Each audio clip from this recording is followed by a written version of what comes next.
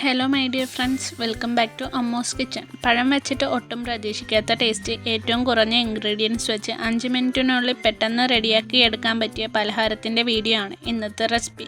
ഉണ്ടാക്കിയെടുക്കാൻ നല്ല എളുപ്പവും നല്ല ടേസ്റ്റുമാണ് ഇത് കഴിക്കാനായിട്ട്. അപ്പോൾ എങ്ങനെയാണ് ഈ റെസിപ്പി ഉണ്ടാക്കുന്നതെന്ന് നോക്കാം. അപ്പോൾ ഈ പലഹാരം തയ്യാറാക്കി എടുക്കാനായിട്ട് മീഡിയം വലിപ്പമുള്ള 2 നേന്ത്രപ്പഴം എടുത്തിട്ടുണ്ട്. പാകത്തിന് പഴുപ്പായിട്ടുള്ള പഴം എടുക്കുക.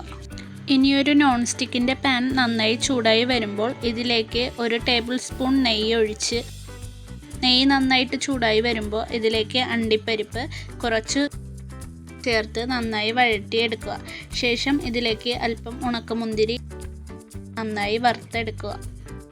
ഇതേ പാനിലേക്ക് 1 ടീസ്പൂൺ നെയ്യ് കൂടി ചേർത്ത് നേരത്തെ അരിഞ്ഞ് മാറ്റി വച്ചിരിക്കുന്ന നേന്ത്രപ്പഴം നന്നായി വഴറ്റിയെടുക്കുക. നേന്ത്രപ്പഴം എടുക്കുന്ന സമയത്ത് നമ്മൾ ശ്രദ്ധിക്കാനുള്ള കാര്യങ്ങളെന്ന് വെച്ച് കഴിഞ്ഞാൽ, ഓവറായിട്ട് പഴുത്ത് പോകാത്ത പഴം എടുക്കുക, എന്നാൽ തീരെ പഴുപ്പ് കുറഞ്ഞതും എടുക്കാൻ പാടില്ല. ഒരു മീഡിയം ലെവൽ പഴുപ്പുള്ള പഴം എടുക്കുക. അപ്പോൾ പഴമൊക്കെ നന്നായി വഴണ്ട് കിട്ടിയാൽ ഇനി ഫ്ലെയിം ഓഫ് ചെയ്ത് ഈ വഴറ്റിയ പഴം ഒരു ബൗളിലേക്ക് മാറ്റി വെക്കാം. ഇനി ഒരു പാത്രത്തിലേക്ക് 2 ഗ്ലാസ് പാൽ ഒഴിച്ചു കൊടുക്കുക.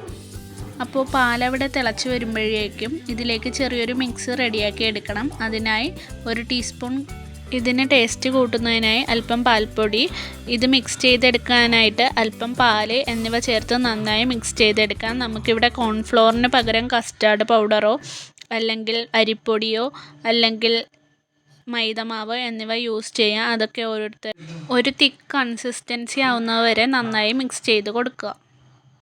ഇനി പാൽ തിളയ്ക്കാനായി വരുന്ന സമയത്ത് ഇതിലേക്ക് മധുരത്തിന് ആവശ്യമായ പഞ്ചസാര ചേർത്ത് കൊടുക്കുക. ഞാനിവിടെ 3 ടീസ്പൂൺ പഞ്ചസാരയാണ് ചേർത്ത് കൊടുക്കുന്നത്. പഞ്ചസാര ചേർത്ത് കൊടുത്തതിന് ശേഷം നന്നായി ഇളക്കി യോജിപ്പിക്കുക.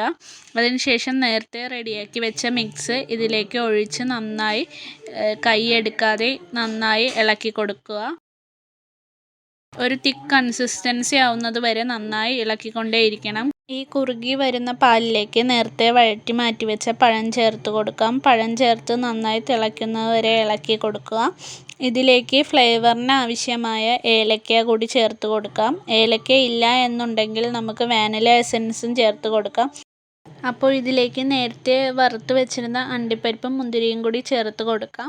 ഇത്രയും സിമ്പിളായിട്ട് ഉണ്ടാക്കിയെടുക്കാൻ കഴിയുന്ന ഒരു റെസിപ്പിയാണിത്. ഇത് നമ്മുടെ വീട്ടിൽ വിരുന്നുകാരൊക്കെ വരുമ്പോൾ ഡെസേർട്ടായിട്ടൊക്കെ കൊടുക്കാൻ കഴിയുന്ന ഒരു റെസിപ്പി കൂടിയാണ്. ചൂടോടുകൂടി കഴിക്കുന്നതിനേക്കാൾ കുറച്ചുകൂടി ടേസ്റ്റ് തണുത്തിട്ട് കഴിക്കുമ്പോഴാണ്. നല്ല ടേസ്റ്റി ആയിട്ടുള്ള ഒരു ഐറ്റം തന്നെയാണ്.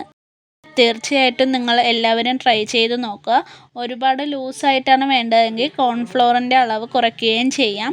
അപ്പോൾ വീഡിയോ ഇഷ്ടമായി എന്ന് വിചാരിക്കുന്നു. വീഡിയോ ഇഷ്ടമായെങ്കിൽ ലൈക്ക് ചെയ്യാനും ഷെയർ ചെയ്യാനും കമൻറ്റ് ചെയ്യാനും മറക്കരുത്. അപ്പോൾ ഇനി അടുത്തൊരു വീഡിയോയുമായി കാണാം.